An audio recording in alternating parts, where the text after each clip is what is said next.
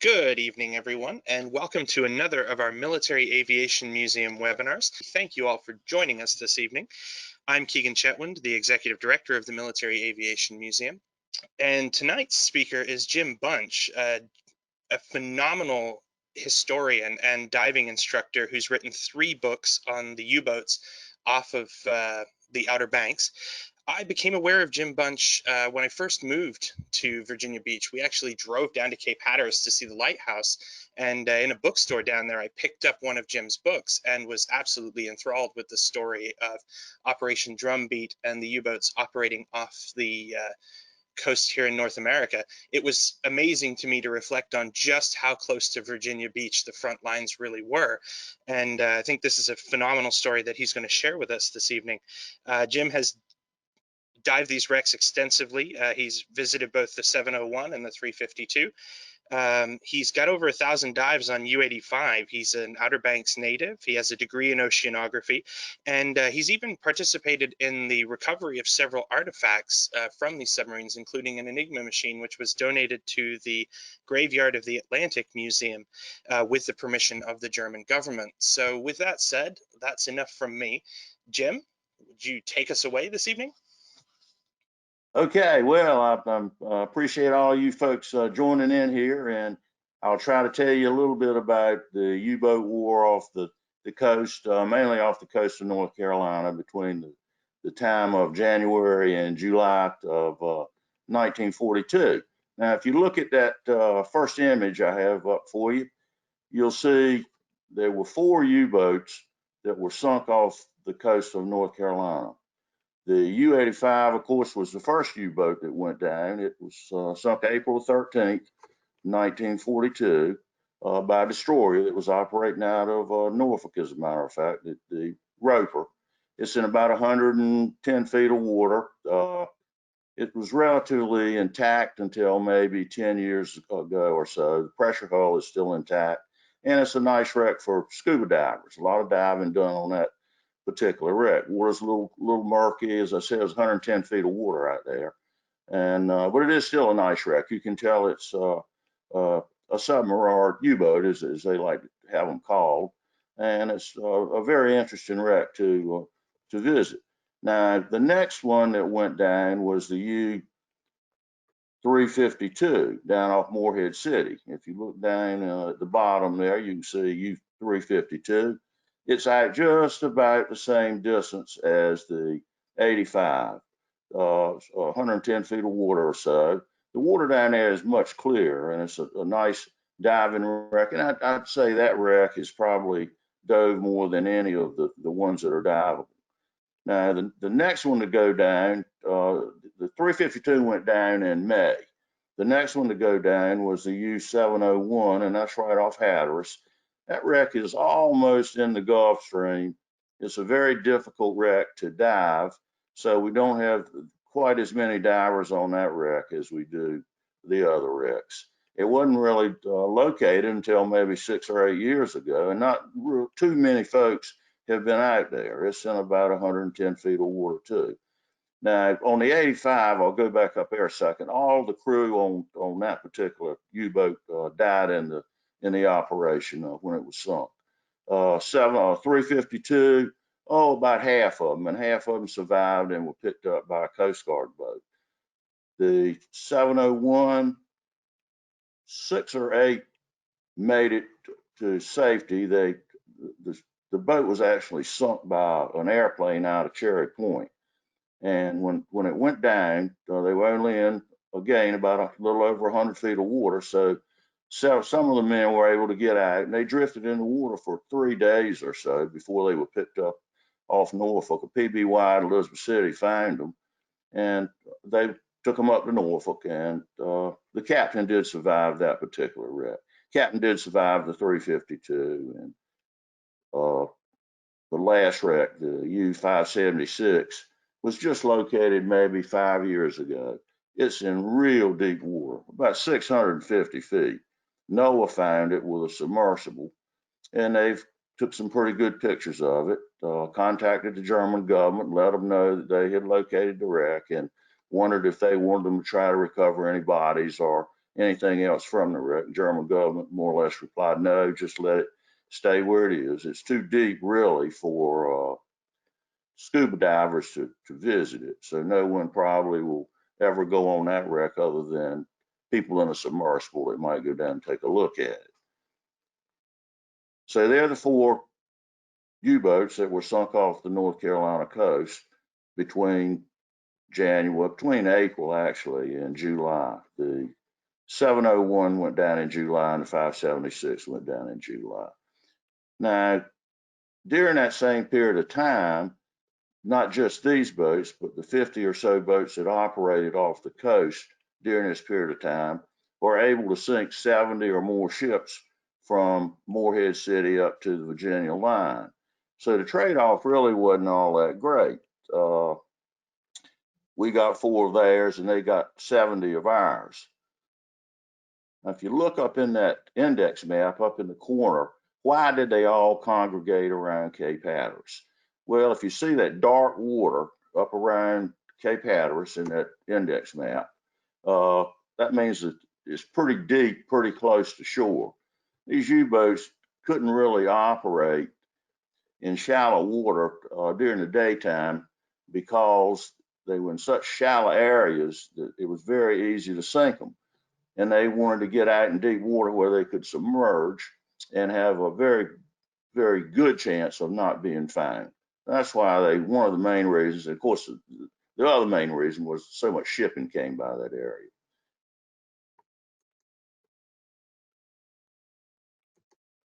Now, this fellow, Admiral Donitz, was the head of the U-boat wing during the entire period of World War II. His men loved him. He's here watching a U-boat come in at one of the bunkers, probably along the French coast, probably Lorient. And this is a type boat that we're talking about here. It's a Type 7 boat. Some were Type 7Bs and some were Type 7Cs. The 85 was a Type B. The other 3 were Type Cs. The Cs and the Bs were about the same. They were just a minor difference in these boats. Donitz really liked the 7 boat. It was pretty fast, had a pretty good range, carried a good number of torpedoes, and could operate for a pretty good period of time, especially off the Cape Hatteras area. Now, this boat was 220 feet long. It had 2 diesel engines, 1,300 horsepower each, so 2,600 horsepower of power. And these diesels could push the boat along at about 20 knots, 19 or 20 knots. So it really wasn't too fast, but it was fast enough to escape most of the surface craft that might be after it. It also had 2 electric motors that would push it along underwater, and it couldn't do much underwater. It could stay down 12, 15 hours and move along at about 4 knots, which is really slow. And you can see that if for some reason a boat like this had to submerge and a destroyer was chasing him, he wouldn't have much of a chance to get away if he was in pretty shallow water. Now, they had a deck gun, a 88 millimeter cannon on the deck for firepower. They had a machine gun up in the conning tower, and they had 14 torpedoes that they carried inside. And that's a schematic of a Type 7 U-boat. I won't take the time to go through each of these little compartments on this particular diagram. We're going to take a little trip through a boat that's in Germany, in Lebeau, the U-995, give you a chance to see what one of these boats looked like when it was new or close to being new.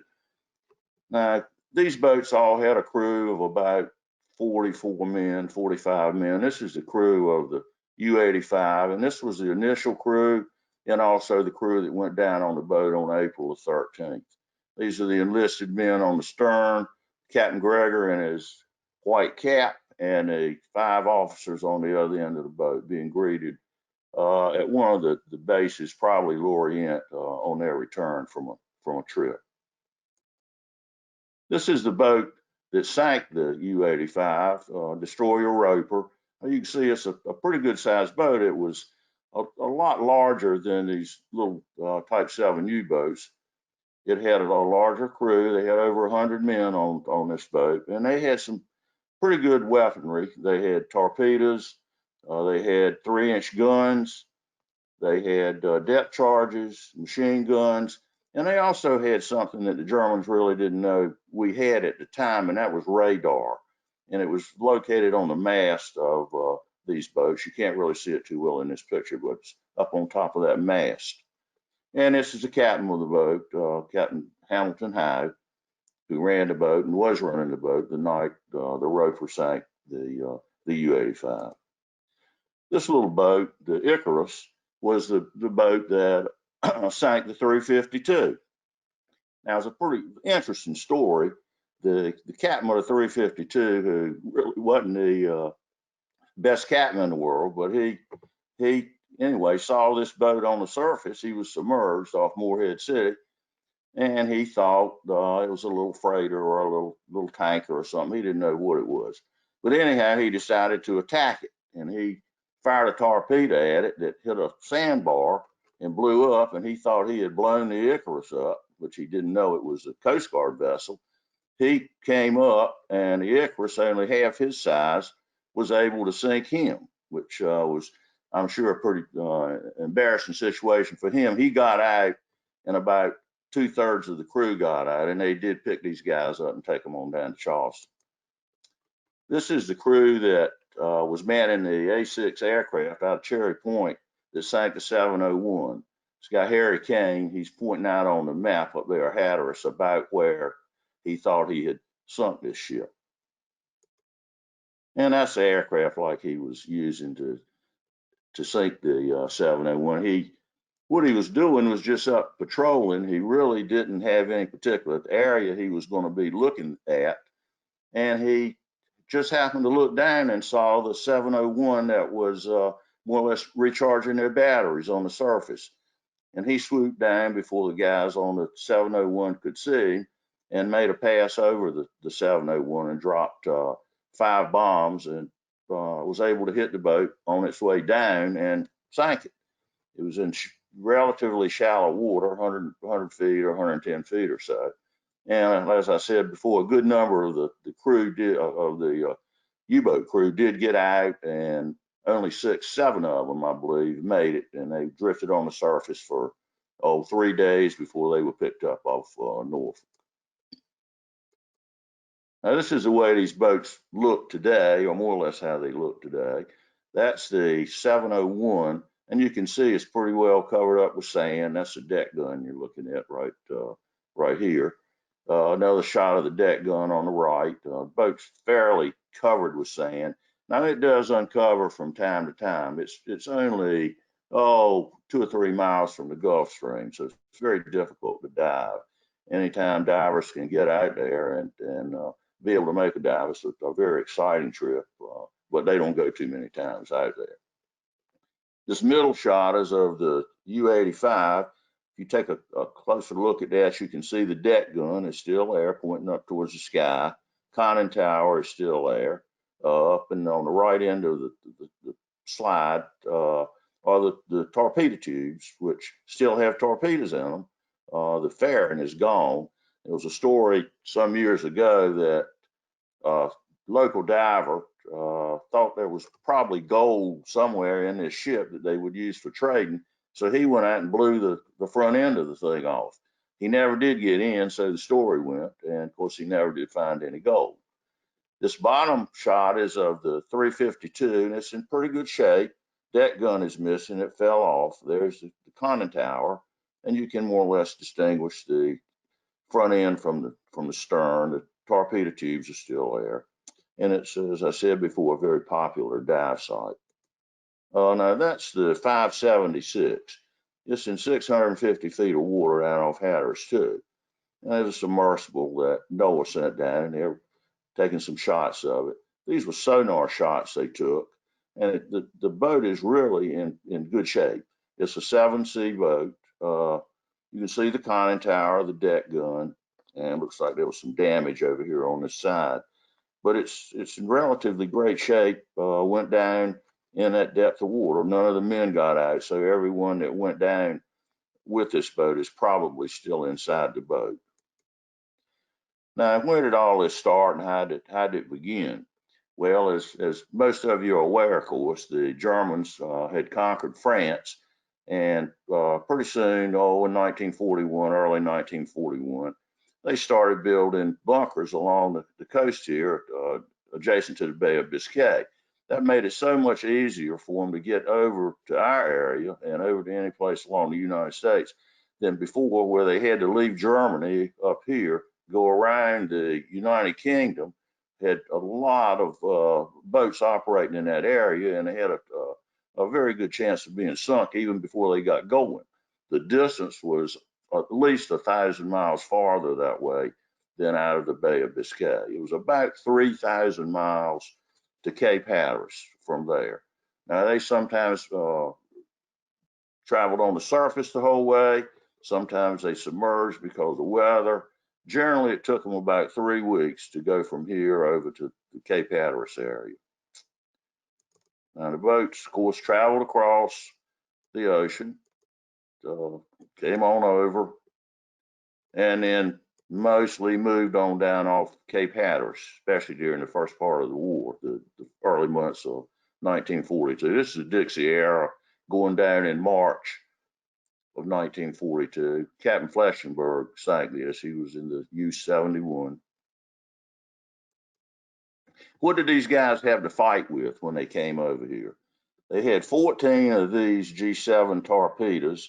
That's the up front, you can see the explosive head and this little propeller that would spin when the torpedo went out of the tube. That little propeller would spin, and as it spun, it would close the gap between the explosive and the detonators. And finally, it would stop spinning. It would be in touch with the detonators, would be in touch with the explosive, and then when it hit, it would blow up. They carried 14 of these torpedoes. And that's that little propeller. This is on the U-85. You can see that some of these torpedoes were armed and ready to go. This one was in one of the tubes, and as far as I know, it's still there today. There's a historical shot of one of these torpedoes being loaded into the forward torpedo loading hatch. That's an interesting piece of equipment. That's the gyro from one of the torpedoes. It was actually recovered by a diver from inside the U-85 and inside of one of the torpedoes. But anyhow, he spent quite a bit of time getting this thing out and spent quite a bit of time repairing it and putting it back together. And he did a beautiful job of the reconstruction. And there it is. You can see the skin of the torpedo down on the bottom. They also had an 88 millimeter cannon. They had a lot of 88 shells. They had probably 250 shells stored in the magazine. And this gun was probably the most powerful gun of World War II. They could sink a ship with this almost as easily as they could sink as a torpedo could. They had a range of about 10 miles. So they could have ridden along the coast and fired on Norfolk or fired on the Outer Banks or fired on just about anything they wanted to fire on. But they were given strict orders not to use the gun unless they ran out of torpedoes and not to fire on any inshore installations. This was during the first 6 or 8 months of their visits over here. And there's a couple of the U-85 crew members around the 88 gun. That's a gun sight for the 88 gun. It was found in the magazine of the U-85, which was right adjacent to the captain's room. This, again, was taken apart, put back together. A beautiful job the fellow that did this finished up with.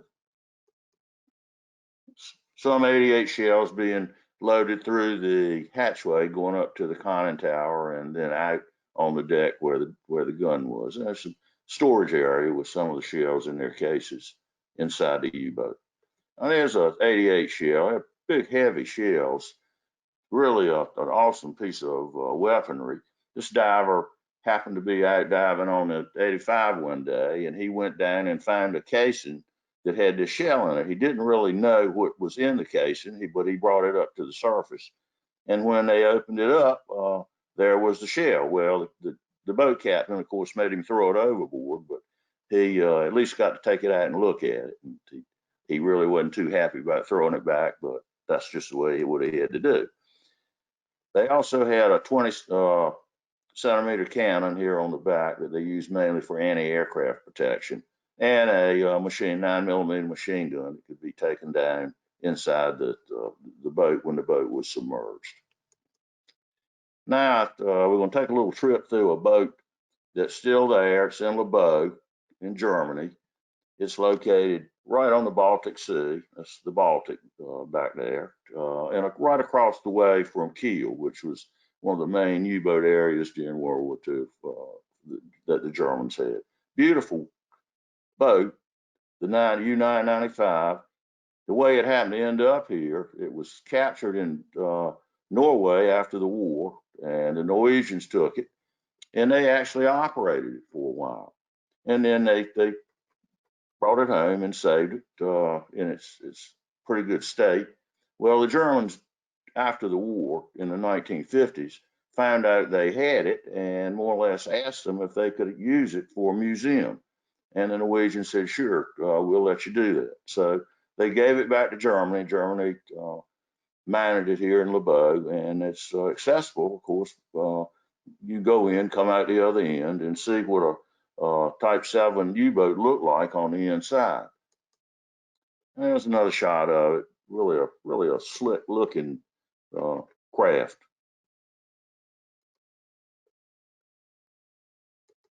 Now that's the forward torpedo area. This area is where most of the enlisted men worked. You can see the 6 bunks, 1, 2, 3 on the left, and where that torpedo is, there were 3 more bunks. On the other side, same thing. So they only had 12 bunks for the 24 enlisted men to use, which meant each man only could use the bunk half the time. So these guys would work 12 hours, and they would come in, the other guy'd get up, and he'd go work 12 hours. And that's really the best accommodations they could do for the enlisted men. And you can see the 4 forward torpedo tubes. Now, when they left Germany, they generally had 4 torpedoes in the tubes, and then they carried either 1 or 2 inside, like this one is seeing, and then under this decking that you can see below, there were usually 3 or 4 more torpedoes. So in total, they had 14 altogether. That'll give you an idea about the size of the front of this, the bow of this U-boat. It had 4 torpedo tubes. And this little instrument up here was a little casing that when they fired the torpedo, they could look up there and see which one had been fired. This is one of the doors from the torpedo tubes that was recovered from the U-85, made of bronze, weighs a little over 100 pounds. It's again in pretty good shape for being underwater 70 years or so. And that's that little instrument I was telling you about. It was right up off the corner of those 4 torpedo tubes. That's tube 1, tube 2, tube 3, and tube 4. So when they fired one, a little light would come on in there, and they could see which tubes they had fired. We'll move back towards the stern, moving on through the forward torpedo room. See the bunks again on left and right, where the enlisted crew slept and lived, more or less. If you go through that door, there's a little galley on the right here, and then the warrant officers, the officers had their little bunks on the left-hand side. They really didn't have much room. Moving on back where you can see this fella in through the doorway, right across from him on the right would be the captain's little area, and on the left would be the sonar room and the radio room. Now, the captain was the only guy that actually had a room to himself on this boat, and it really wasn't much of an area. It just was a little space enclosed by a curtain. We're inside now, the area right across from the radio room, and the captain's room would be on the right. We can't see it in this shot, but that would be where his room would be. That's one of the round hatches that leads into the control room.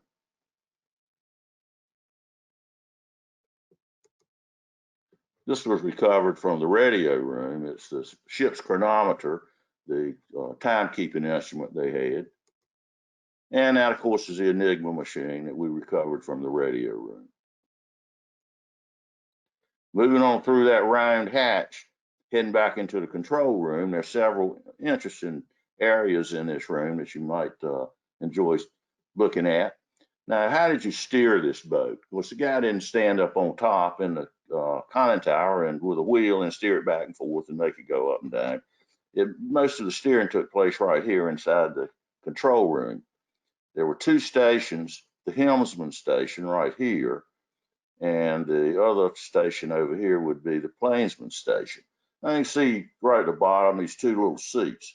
The helmsman would sit on this seat, and he had two little buttons. If you push the left button, it would make the boat go to the left. If you push the right button, it would make the boat go to the right. And he had a compass up here, and he had a direction indicator that would tell him how many degrees he had turned. And he had a voice tube, the little red round piece up above the station there. And he took most of his instructions and gave most of his instructions through that particular voice tube. And you can see the periscope going up through the top there. That's a shot of me sitting there on the helmsman's seat, pushing or showing how he would have pushed one or the other button. This would tell him if he went left, that would tell him if he went right, the red dial and the black dial. And over on the other side, of course, I said the plainsman station. Now there were diving planes on the bow and diving planes on the stern. And with these controls, the plainsman, there were two of them, could actually make the boat go up and down. So that the helmsman made it go left or right, and the plainsman made it go up and down.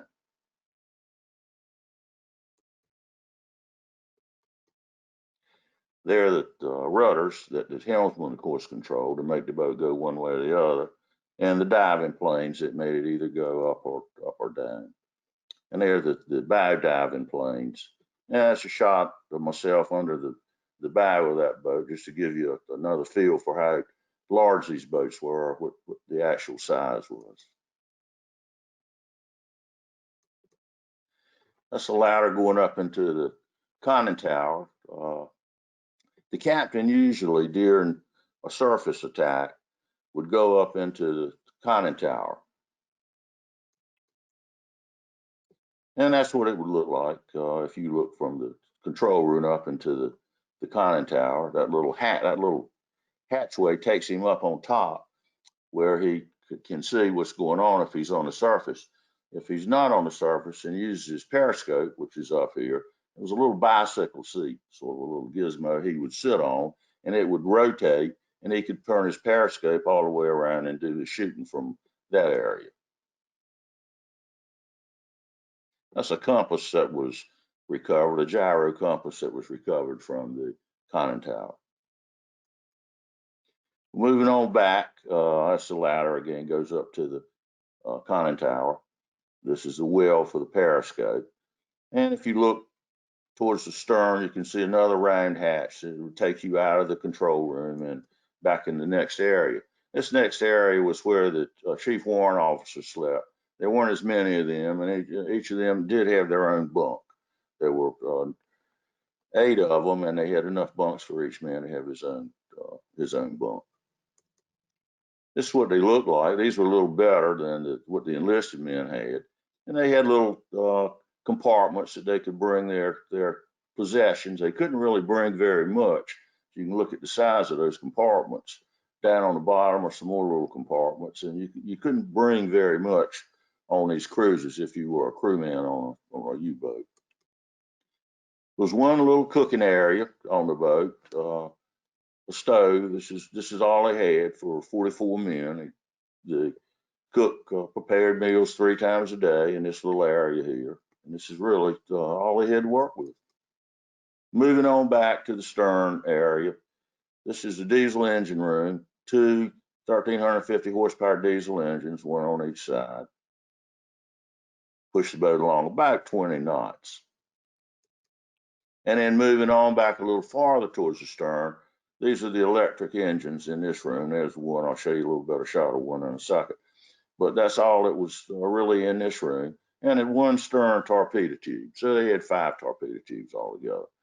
That particular tube, the location of that tube is where the torpedo that was fired at the destroyer roper, when they were in the attack position, was fired through. Of course, they missed, but they only had one torpedo and they shot it through this particular tube.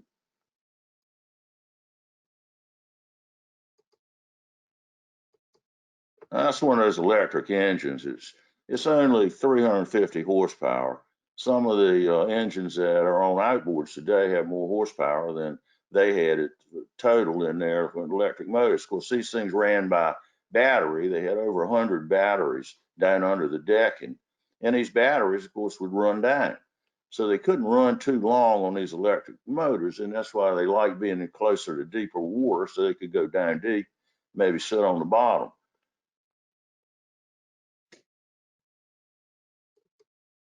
This is a stern steering wheel. This is all the way in the back. This is a pretty interesting piece. It was recovered from the 85. Now we'll talk a little bit about the U-85. It's the U-85 coming into St. Nazaire in February of. That's Captain Gregor over on the right-hand side on the bottom. That the U-boat made 4 cruises during its life, which started in early or late 1941 and ended, of course, in 1942, April 13th. And during these 4 cruises, they only really sank 2 ships. They weren't very successful in their war cruises. And this is the crew of the U-85, the enlisted men on the stern of the boat, Captain Gregor in his white hat, and the officers on the bow of the boat. This fellow is just an officer that probably in St. Nazaire that came to greet the guys when they came in. There was a picture painted on the conning tower of most U-boats. Now, the picture didn't really have to stand for anything in particular, but usually it could be a fish or it could be anything that was chosen by the crew to put up there. But in this case, the emblem that was painted on the conning tower of the U-boat, and by the way, the fellow painting the picture is Gunther Buchan. He was the guy that wrote Das Boot. Probably some of you saw that when it was popular some number of years ago. But he was a Marine painter during World War II. He happened to be the one that was painting the emblem on the 85. Now there's a little better shot of the emblem. It's a wild boar with a rose in his mouth. You may wonder why in the heck would they choose a wild boar with a rose in his mouth? Well, the rose stood for a town, Liberose, that actually sponsored the U-boat. And the boar, in German, Ebhard Gregor's first name, Ebhard, means wild like a boar. So that's why they are strong like a boar. So that's why they chose this emblem. And the first divers that went down on the 85 after it was sunk were able to spot this and made comments about that in their report, that they saw something that looked like a boar on the conning tower of the 85.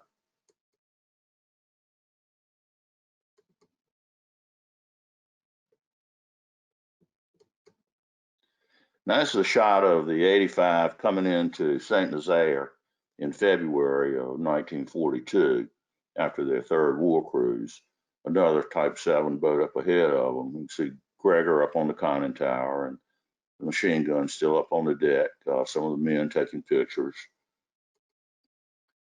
It's another shot of him coming in. Gregor in the white cap.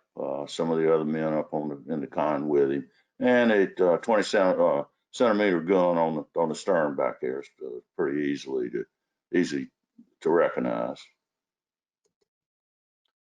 Another similar shot. Getting Gregor and several of the other men. Now, usually when these boats came back from a cruise, folks from Berlin would be there and other parts of Germany to either give information or take information or find out anything they might need to know from the captain. In this particular picture, the guy with the hat on between the 2 U-boat guys is absolutely a Gestapo man, and the guy behind Gregor is another Gestapo man. They were sent down from Berlin to either get information or give the captain information. This is a shot of the roper that sank the 85, and you can see that radar unit up on top pretty clearly in this picture. Now this is more or less what happened. And this battle, if you want to call it a battle, took place right off Nag's Head out about 15 or 16 miles. The roper came out of Norfolk on patrol the night of the 13th. They didn't really have any particular place they were patrolling. They just were told to go out and look and see if they could find a U-boat. So they decided to go south. Now remember, this was early in the war. It was April of 42. We really hadn't sunk a U-boat yet. And the people in the destroyers or any of the other surface craft really didn't have any idea how to hunt a U-boat. They just went out and looked around and tried to see if they could find anything. Well, it was night, probably 11:30, when the destroyer, for some reason, just happened to come up behind the U-85, and they were patrolling more or less in the same on the same path. Now the 85 was up probably 5 or 6 miles ahead of the Navy ship. The Navy ship, of course, had sonar, and they also had radar. So the first sign of the 85, and of course they didn't know what it was, the radar unit picked something up. They could see it probably was a vessel on the surface, but they had no idea exactly what it might be.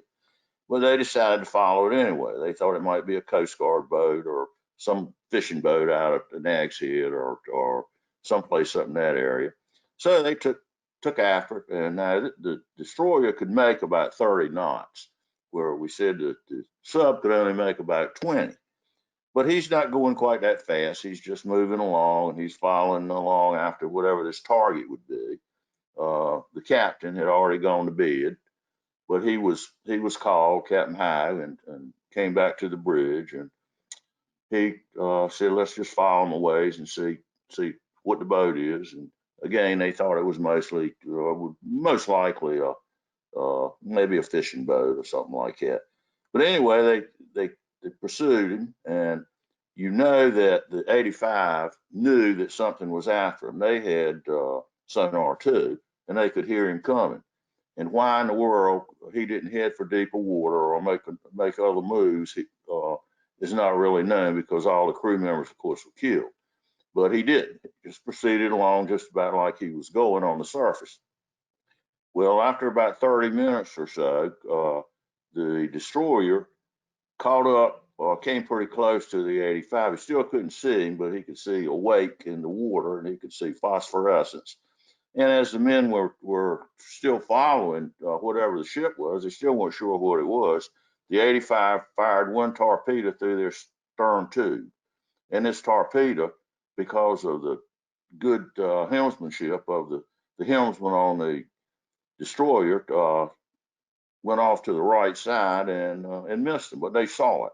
When this happened, they called general quarters and went to full speed and started pursuing whatever it was, which they knew now probably was a U-boat. Well, the U-boat turned sharply to the right, probably because he was going to try to come around and get the destroyer with his forward torpedo tubes.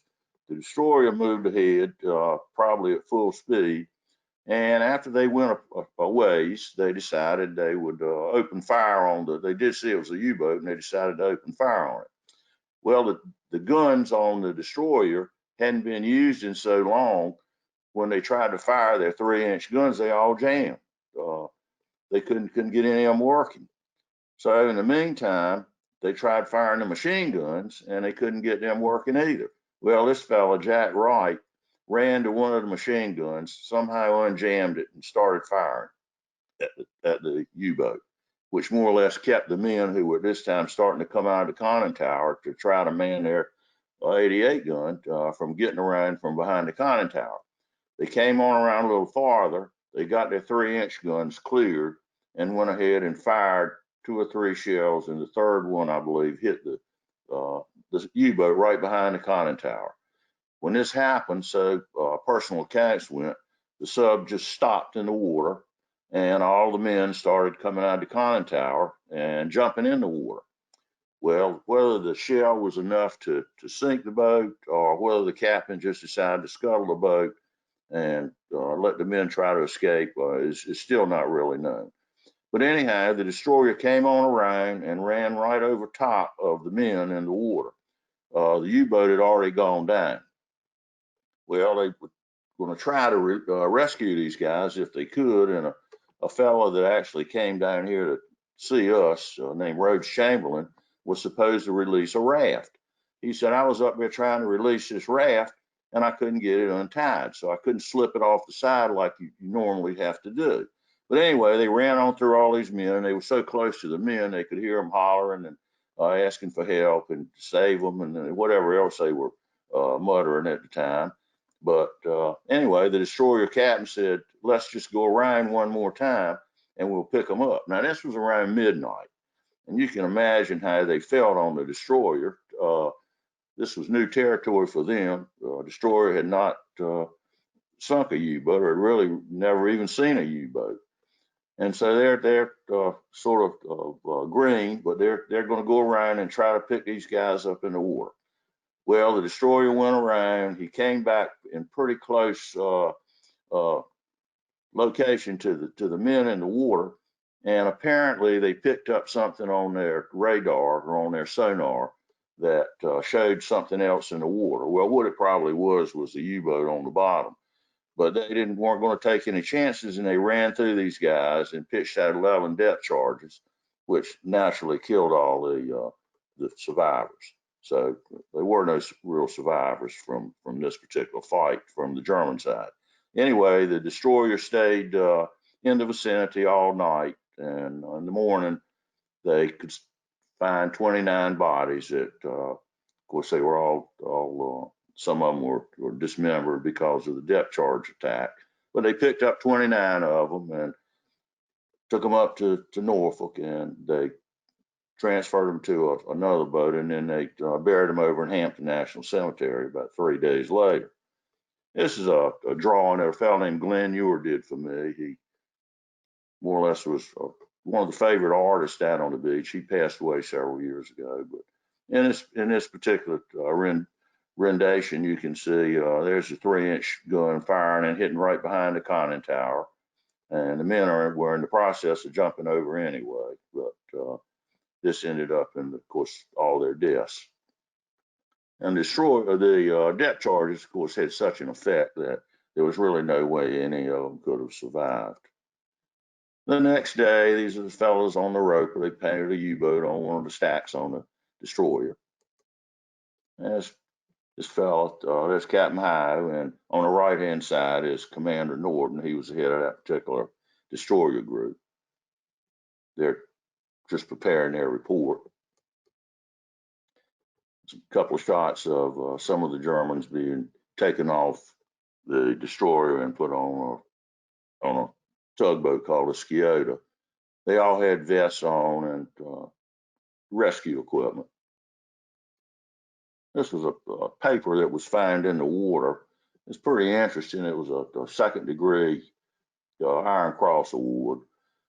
You can see down here, the signature is Gregor, and the fell post is 40935. Well, U-boats all had like a post office box number, and the post office box number for the 85 was 40935. And our defense forces already knew that, and they could identify the boat by just this one piece of paper, if nothing else. We found this out there. That's the stamp for the fell post with the fell post number on it, 40935. Was used to stamp mail going off the boat. A couple of shots of the guys. These were taken over in Germany. These were found in the water also. I put this one in here just to show that a lot of these guys on the early U-boats really were very young. This fella was 18 or 19 from his records they find, and he, along with the rest of them, died, and they were photographed by the Federal Bureau of Investigation before they were buried. That's a shot of the burial over at Hampton National Cemetery, which is pretty close to where you guys are up there. It was supposed to be secret, but you can see it wasn't really very secret. Apparently, the people in that area knew what was going on, and they went over to see what really was going on. Even today, you can go over, and all the graves of the U-boat men are very well marked. Hans Sanger was one of the officers, and Eric Degelov was just one of the crew members.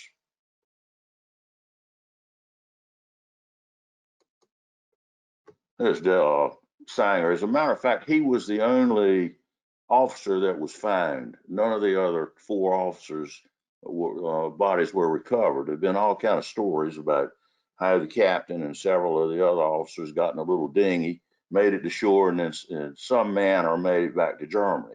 None of this stuff has ever really been proven, but rumors. There's a shot of the officers. This is the first officer, Helmut Lecter, Hans Sanger, Ephart Gregor, and Wolfgang Kaminsky, who was the 3rd officer. And this fellow, Freesdorf, was just a officer, a captain in training. He really wasn't a U-boat man. He had been with the Luftwaffe, and he decided he wanted to run U-boats for a while. So he was in training, and when he got back to port, probably from this particular trip, he would be made a U-boat captain. Now, this fellow's an interesting guy, Rhodes Chamberlain. He came down to see us in Nags Head at our dive business, and he was a fellow, if you remember, that was trying to release the raft from the destroyer to pick up the guys, and he told his story that, of course, he couldn't, and he was sorry that they all had to die, and whatever happened. But anyway, he came down. He was in his 70s when he came down, and those of you who are divers realize that's pretty old to start diving, especially pretty old to start diving on something like the U-85 in its depth and the clarity of the water and other conditions out there. But anyway, he wanted to dive down there and see what they had done that night back in 1942. So he brought his instructor with him and several other folks, and we agreed to take him out there and let him see it. Well, the day that he chose to go was a pretty rough day, northeast wind blowing. Wasn't a good day to go. We wouldn't have gone ourselves that day, but he was determined he was going to go. So we said, all right. So we headed out and made it out there, but anchored up on the wreck, and he with his instructors went down. Well, they stayed maybe 15 minutes or so, and he got to see the hole in the U-boat that the shell had created from the roper and a few other things, and he was ready to come back up. So he started up, and he got up probably 30 or 40 feet under the boat. And there are 2 lines when you get up that high. One goes to the stern, back where the ladder is to climb into the boat, and the other one goes to the anchor. Well, he chose the wrong line somehow, went up to the bow and pulled himself up a little bit out of the water. Well, it was a rough day. The boat was bouncing up and down. He was bouncing up and down. His instructors finally got him off of that line, got him under the boat, took him back to the stern, and got him on the ladder. He started climbing up the ladder and froze. He got up about 2/3 of the way to get back in the boat, and he just wouldn't move any farther. So he was clinging to the ladder, and he started turning a little purple. Well, they finally got him in the boat. He laid on the bottom and apparently appeared to have stopped breathing. At that time, Roger Hunting, who was the captain of the boat, called who's shown here in this picture, called the Coast Guard. They said, probably the best thing for you to do is just to come on in. You can probably get in before we can get out there. So we started in, and Chamberlain was semi-conscious, unconscious, and as we approached the shore, he came around a little bit. Anyhow, they picked him up. The EMTs were there. They picked him up and took him up to Chesapeake to the hospital. Well, we really didn't know what had happened.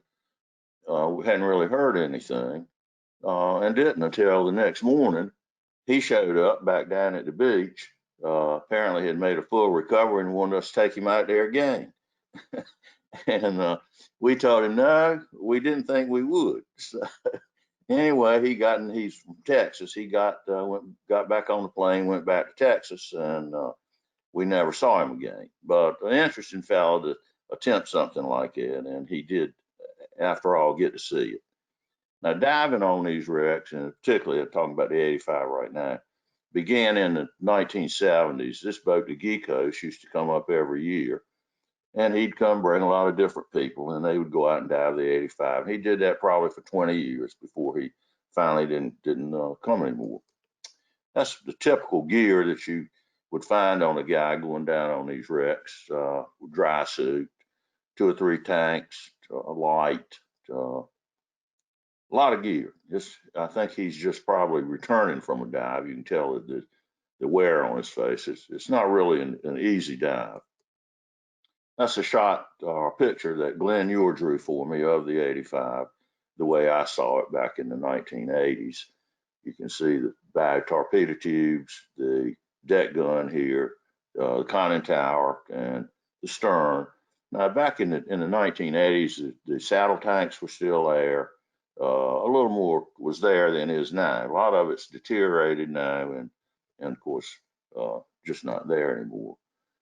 This is a few pictures of the 85. This top picture was taken probably 6 or 8 years ago. You can see the boat is in pretty bad shape. The stern area on the left end, the decking's all gone. The pressure hull's still there, but the decking's gone. Conning tower, the fairing's gone, but the periscope well is still there. The deck gun, you can see that, and then the forward torpedo tubes. That's in the middle is a drawing that NOAA did of the 85 and the way they found it. You can see the torpedo tubes on the left end, and the deck gun, of course, and the conning tower, and the stern area. And the bottom is another picture that I drew myself back in the 1980s of how it looked to me. There's a couple of pictures of NOAA divers down on the wreck. Forward torpedo tubes. That particular tube is the one that had that torpedo we saw not too long ago with the little propeller on it. And the other one in the sand there, and another one halfway buried in the sand. Back in the stern area, it's really deteriorated. There aren't many items that you can identify from that pile of debris on the bottom. If for some reason you went out there and you decided you wanted to go inside this particular boat, which a fairly large number of people have been inside, there's several hatches that you could go through. This forward hatch, the battery loading hatch, is probably the easiest one to get in. The conning tower conning tower hatch is tight and very difficult to get in. The galley hatch, which is behind here, is not too bad, and this other opening is where the shell from the roper blew a hole in the U-boat. You can actually today go through that hole, and back in the 80s you couldn't. It was too small. It's just gotten larger every year. There's the conning tower hatch that was recovered by a fellow named Jim Stewart, who unfortunately is no longer with us. He recovered that back in the late 1970s. He gave it to the Park Service. They had it down in at the lighthouse in Hatteras for a while, and then they gave it to the graveyard of the Atlantic Museum, and today it's down there on display. And there it is. Now, again, as I said, if you wanted to go inside, probably you would go through this hatch, the forward battery hatch. This hatch is right over the officers' quarters, and of course the captain's room would be right across on the right-hand side. There's a guy going through the hatchway. Very small hatch, very tight squeeze. You really have to know why you're going in and what you're going to try to do when you get in there. And you mainly want to know how to get out of there once you get in. It's black inside, all types of cables and other items hanging from the ceiling, pipes, sand in there, almost completely sanded up. So it's a difficult dive.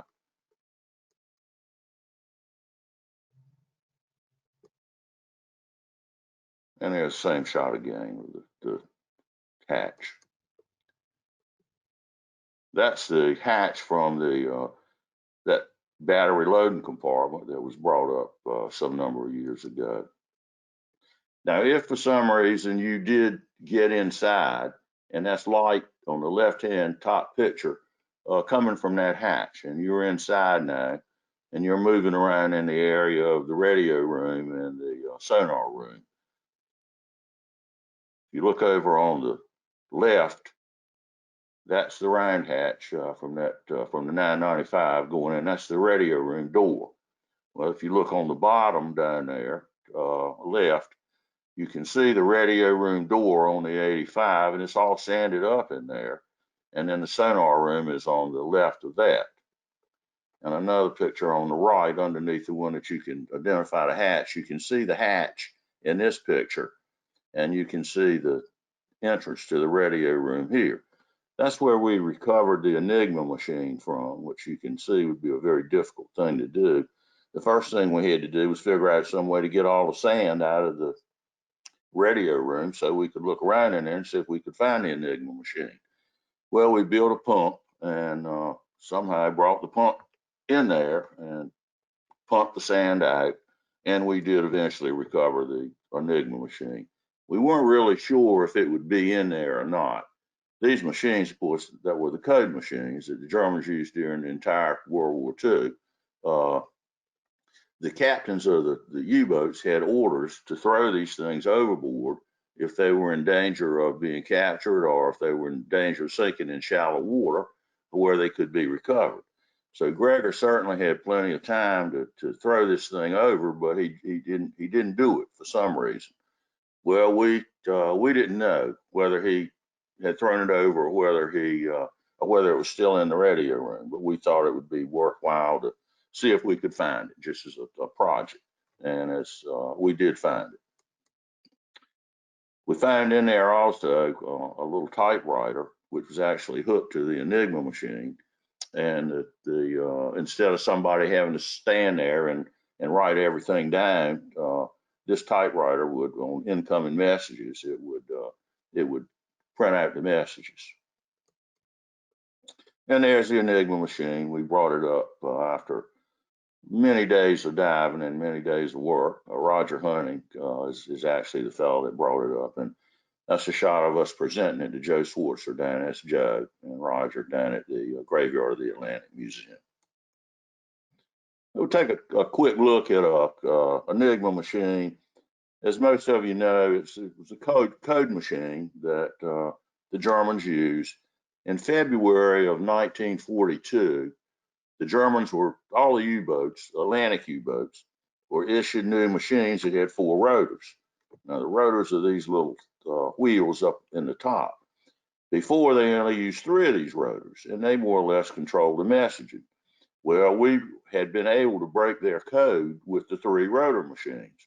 But when they added that extra rotor in February of 1942, and the U-boats coming over here, which of course the 85 had one, we really couldn't do a whole lot with it.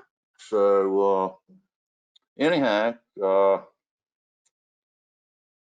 if we had been able to recover one of these things in April, it may have made some difference because we couldn't really read the messaging. We really didn't know what the messages were between the U-boats for a period of time that went all the way up to December of 1942. Now, if you take a look at this is called the plug board, the keyboard, the light board, and then the rotors. And there's the rotors that came from the 85. They were still intact for that machine.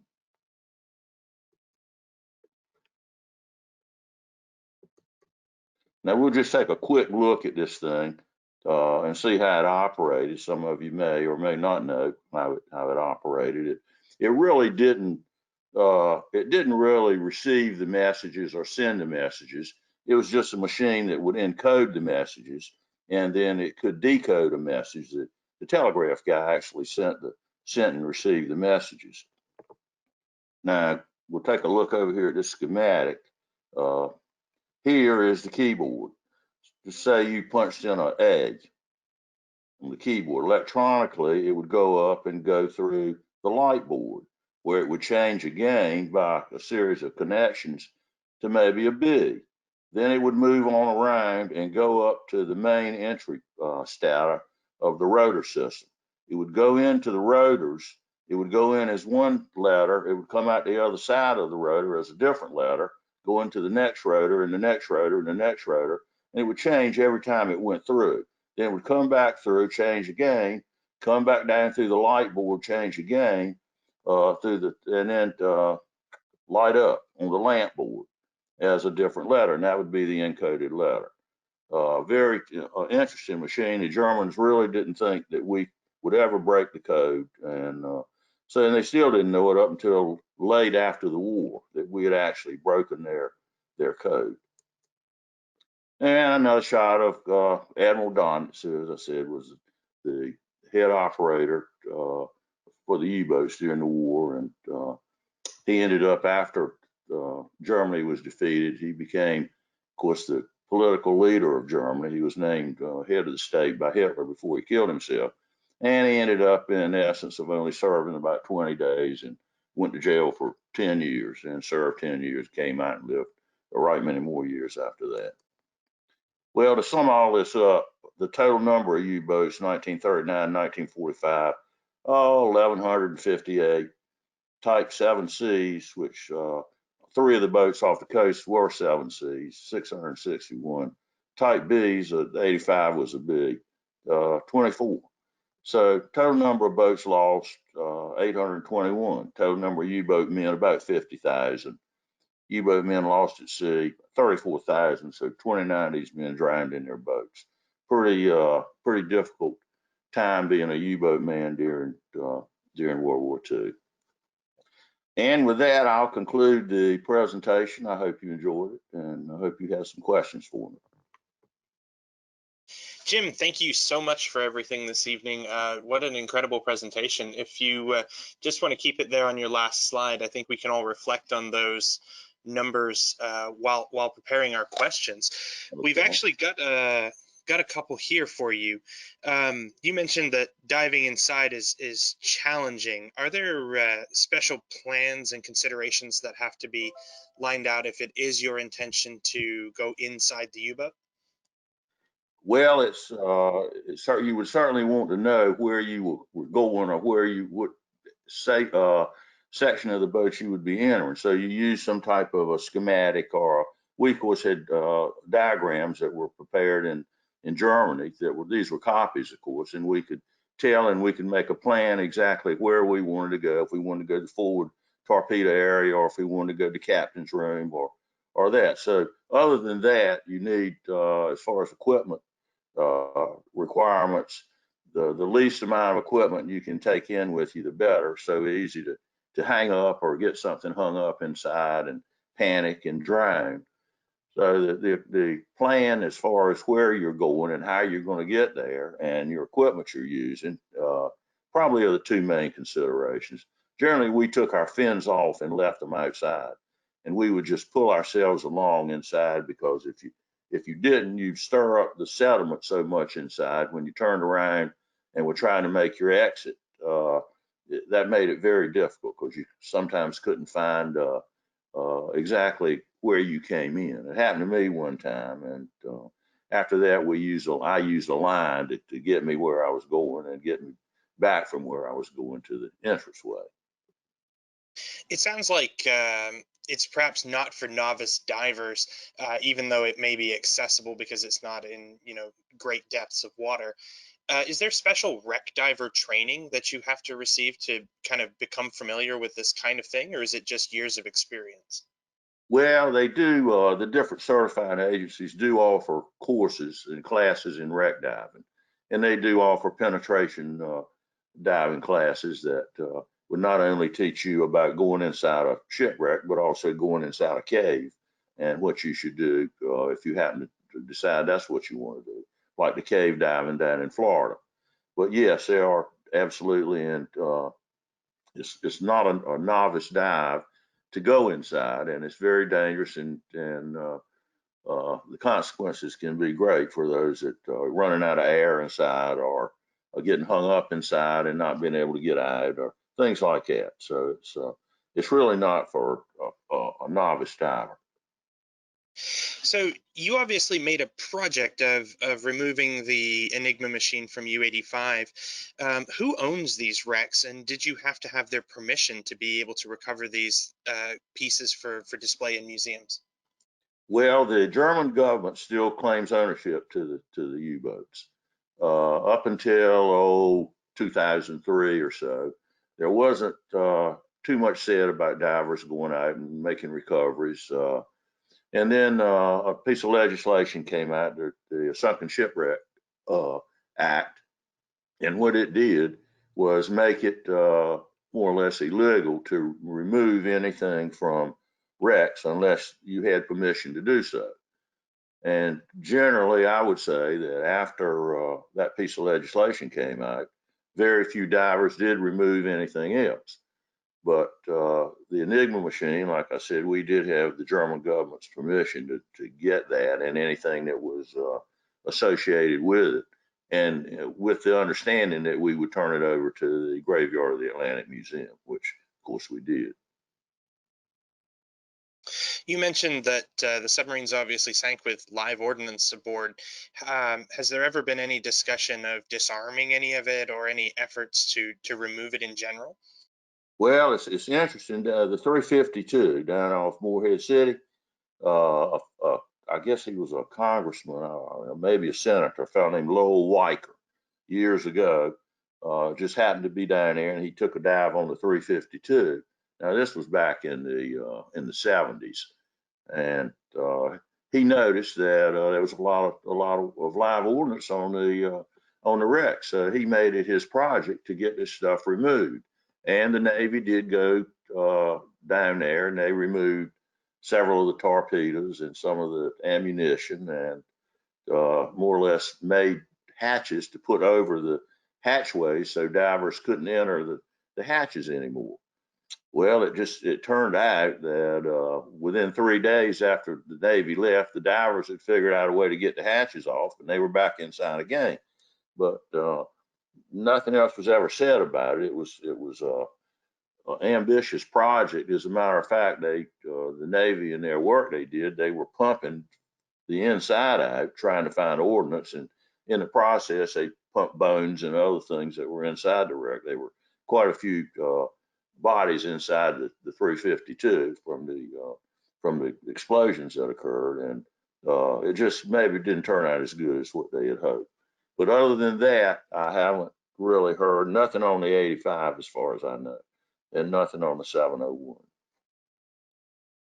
Okay. We've got a couple questions here about aircraft hunting U-boats. It's very interesting to hear the story of the destroyers doing it early in the war. The museum's PBY Catalina actually hunted submarines during the closing months of the war in the Atlantic. Can you talk to us a little bit about any of the U-boats off the Outer Banks that fell victim to air attack? Well, of course, the 701 did, and aircraft operating out of Cherry Point. The problem in the beginning was the Navy and the Air Force couldn't get together, and that's why it took them so long to actually have any aircraft flying out there looking for U-boats.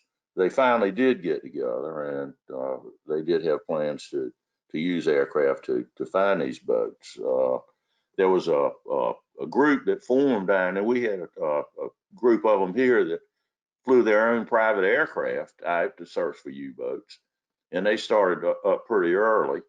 The Navy gave them some ordnance, and they had a little radio in their aircraft, and they'd fly out and look around, one-man aircraft.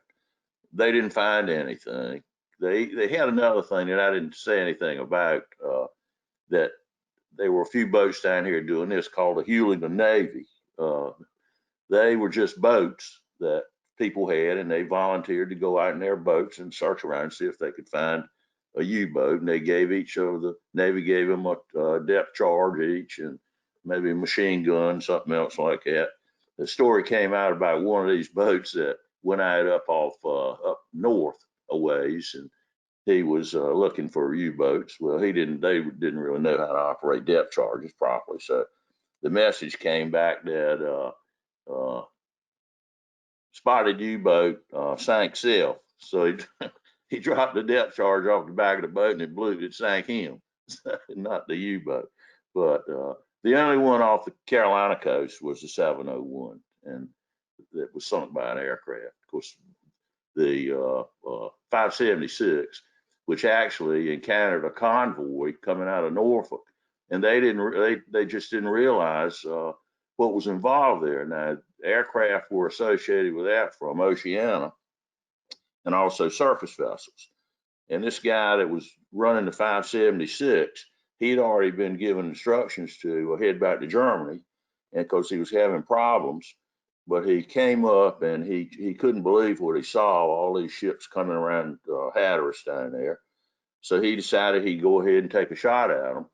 And he fired 4 torpedoes and sank 3 ships.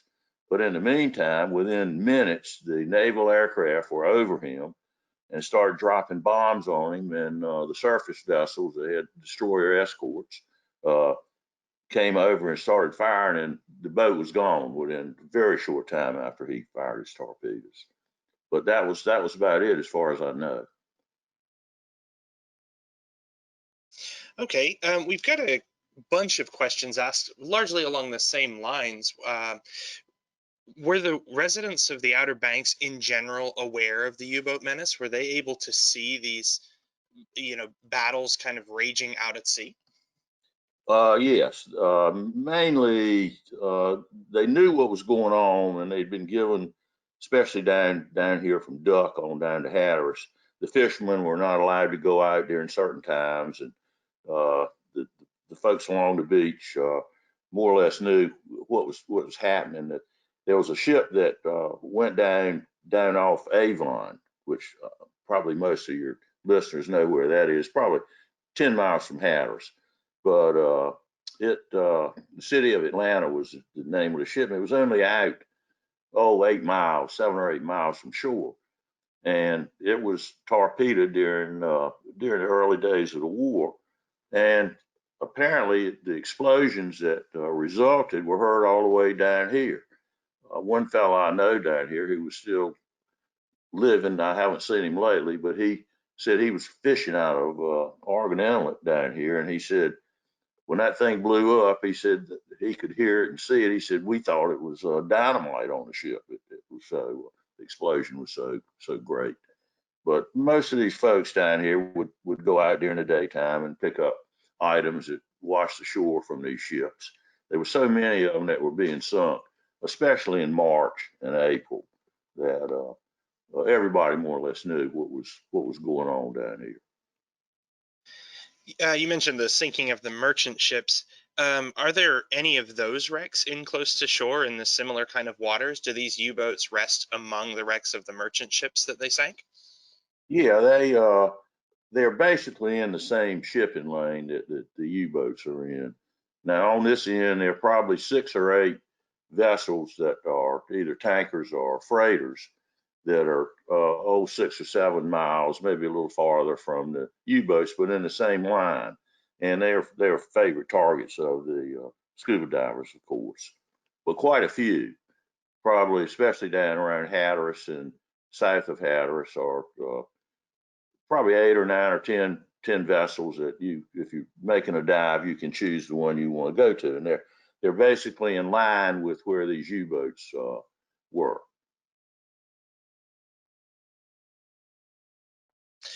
It would seem that the Chesapeake Bay, with naval ship traffic and things like that departing Norfolk, would be something of an appealing target for U-boats. Are there any in our coastal waters up here in the Virginia Beach area, or were they primarily gathered around Cape Hatteras and the Outer Banks further south? Generally, they're the closest one to you, I think, is the 853, and it's up off New Jersey, but in shallow water. But anyhow, it's interesting the story that of Dagan, who was a captain of the 701. In the beginning, his mission was going to be to come over here and land spies up around Chesapeake Bay and in that area. But for some reason, he didn't do that. But he was still given the mission of going in Chesapeake Bay and laying mines, so that the shipping coming in and out of there would hit these mines and blow up. And he left a tape, or he made a tape, in which is in that last book I wrote, U-Boats Off the Outer Banks, his exact words as to his little excursion inside the Chesapeake Bay. But when he came over, before he came down to Hatteras, he actually got inside the Chesapeake Bay between Cape Charles and Cape Henry, drove past the naval station. He said they could see the boats, and boats were operating in the area, and he just sailed right in on the surface using his electric motors and followed a boat, a tugboat back out, and he knew he was in the channel, so he laid his mines in the channel and left and headed on down to Hatteras, where he did most of his operating. The mines were set to go off, or set to arm themselves, in 3 days. So about 3 days later, they started blowing up when the ships came through between Cape Henry and Cape Charles. And the Navy actually thought there was a U-boat inside operating at the time, but of course it wasn't. Dagan was long gone and reloaded his torpedoes and was down there sinking ships off Hatteras. But that's about as close as I guess anybody came to being sunk. He said, I knew that if I went in there and the water was relatively shallow, if they spotted us, we were gone. But they weren't spotted, and went in at night and stayed 4 or 5 hours and came out and made it on offshore, made that back down to Hatteras. So it took quite a while for the U-boats to cross the Atlantic. Were there resupply efforts made to the submarines operating off Cape Hatteras? Yes, there were. That didn't come along until April, maybe late April and May. But they had these U-boats called milk cows, and they were large U-boats that could stay offshore maybe a couple 100 miles, and the U-boats could go out, because you realize that after they fired their 14 torpedoes and they burned up all their fuel, they had to go home.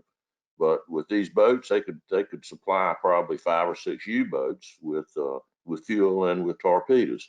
But that didn't last long. The United States got wind of what was going on, went out and sank all of them within a very short period of time. But that was a plan to resupply the U-boats so they wouldn't have to go all the way back to Germany. The U.S. Navy encountered challenges with torpedo reliability early in the war. Are you aware of any similar challenges for the German submariners? The failure of the torpedoes? Yes. Not over here. Now, when they attacked Norway, which was before this all happened, apparently they had some really big problems with their torpedoes, and it took them quite a while to get them straightened out. But they had that problem solved by the time they got over here in 42. Torpedoes being a scarce resource, were any of the freight vessels off the coast of North Carolina sunk by deck gun? No. Well, one was sunk, and it was out about 300 miles. I think it was Moore, was headed back to Germany, and he fired all his torpedoes, and he came across a freighter and sank it with his deck gun.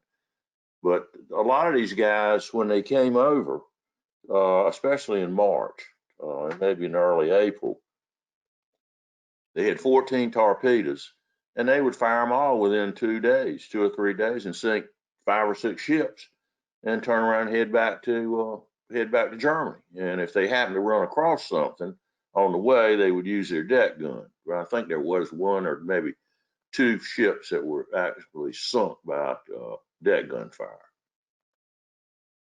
And nowadays, we refer to the submarines by their numbers. Were there any official names attached to these U-boats, or perhaps did the crews name them unofficially? Not that I know of. They had their emblems, of course, and they didn't really number the boats consecutively. So that if a boat were sunk or seen, that it wouldn't really let our folks know how many boats they had. So they may have gone 32, 33, 87, 89, like that, different numbers. And they usually painted over any identification that might be on the boats when they came into the war zone over here. Okay. Are there special permissions required to dive on the U-boat wrecks? No, not if you stay out and don't take anything.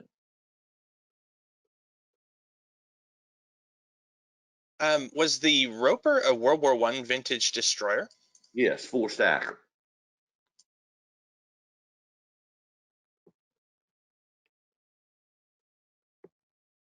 Just sorting through the last couple questions here, Jim. Thank you again for your time this evening. Do you have an approximate sense of how many U-boats are still missing out there? Are there unaccounted for U-boats that are thought to be off the coast here that haven't been found? No, I think the Germans have more or less accounted for all the boats. One or two maybe, but they actually believe they've accounted for every boat that went out. Now every now and then they'll find one that's not supposed to be where it was, or they had it going down in some other area and it actually went down in this area. But as far as anything off the coast here or off the Virginia coast, I don't think so. I think they have more or less accounted for everything. Has the German government ever expressed any interest in recovering the bodies or made any attempt to do so from the submarines that sunk with all hands? No, not as far as I know. They more or less declared them war graves and decided it was best just to leave things as they were. Now, the ones up here, the 85, I don't think anyone was left on that particular boat when it went down. The men had plenty of time to jump overboard, and I believe everybody got out. Of course, the 701, there's definitely some people still on that one. 352, there were some folks that were killed and were inside that one. And the 576, like we said, they're probably everybody is still in that one. Okay, we've got a couple interesting historical questions here about the challenges this period presented for the U.S. Navy itself.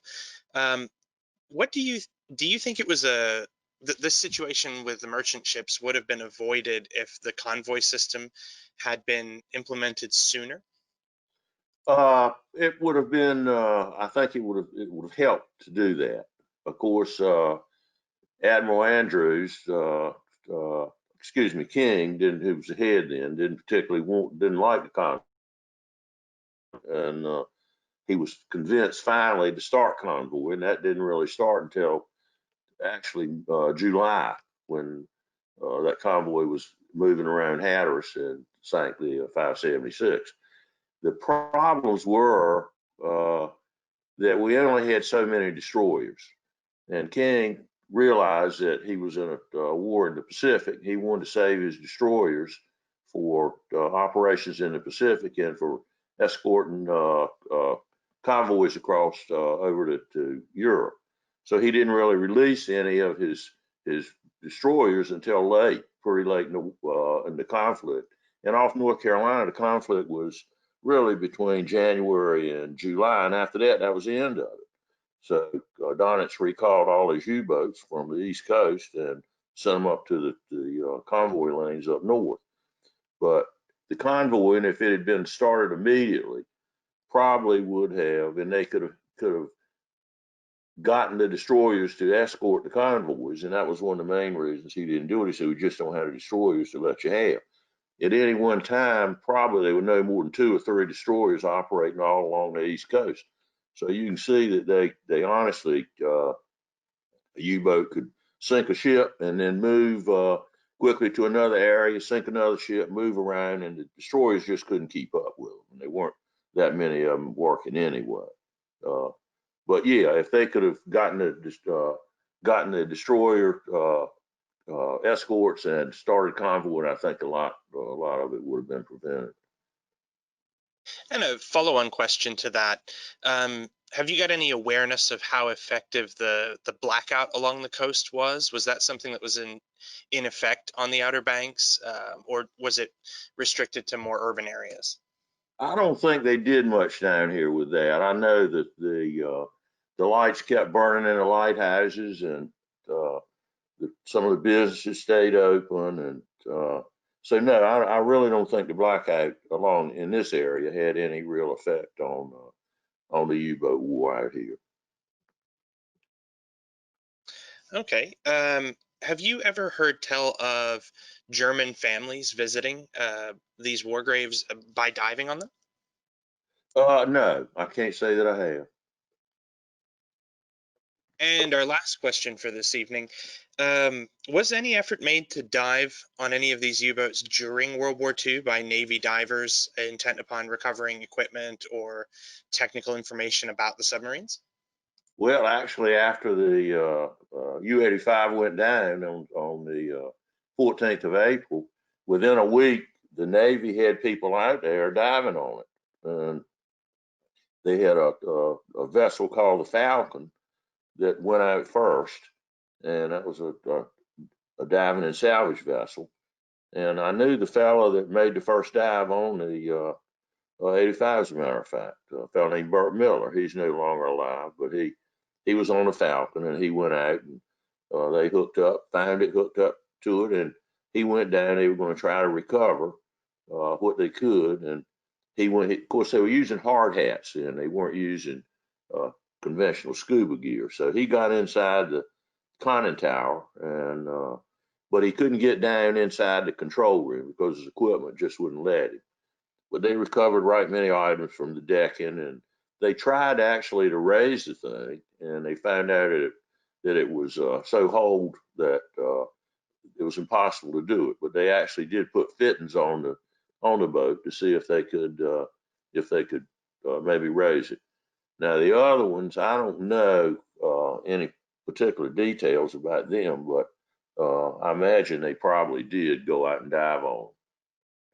I know the 352, they may not have gotten on that one because the Navy went down there in I think in the late 60s or sometime around that time, trying to find it. And they couldn't find it, couldn't find the U-boat. So they had a fellow named George Peerful, who owned a dive shop down there called Olympus. And he took them out and showed them where it was. So that was pretty interesting. But no, other than the 85, as I said, they did get out there pretty quickly on that one and recovered quite a few items from the outside of the boat. Okay, and our last question for this evening is something you hit on earlier when we were just kind of setting up for the webinar. You mentioned that it's more modern rediscovery of U-85 kind of came by way of a fisherman. Yes, it really wasn't found, as far as I know, or as far as any of the tales down here went, until the early 1970s. And of course, the fishermen like to fish on the wrecks and try to catch sea bass. So for somehow, this fisherman knew where this wreck was. He either found it by accident or some of his friends told him where it was. But anyway, he knew where it was. So he went out to fish on it, and he took a diver with him, a fellow named Ray Wingate. And Ray was planning to dive on the wreck while the other fellow fished. And he went down and apparently found a flare gun on the deck and brought it up, and it had U-85 inscribed on it. And so that's more or less how that got started. And then it wasn't long before everybody was out there diving on it. Well, not everybody, but quite a few people. So, but that was how that one was more or less discovered, I think. Well, that concludes our Q&A session for this evening, and that brings us to the end of the presentation. So, Jim, thank you so much for your time this evening. Everyone, thank you for joining us. I hope you enjoyed the presentation. We're eager to welcome Jim up here to the museum once it's safe to do so. We'd love for him to take a look at our Enigma machine here and possibly check out the PBY, the sort of other side of the great submarine warfare equation. And thank you, everyone. Have a great evening. Okay, thank you folks for joining us.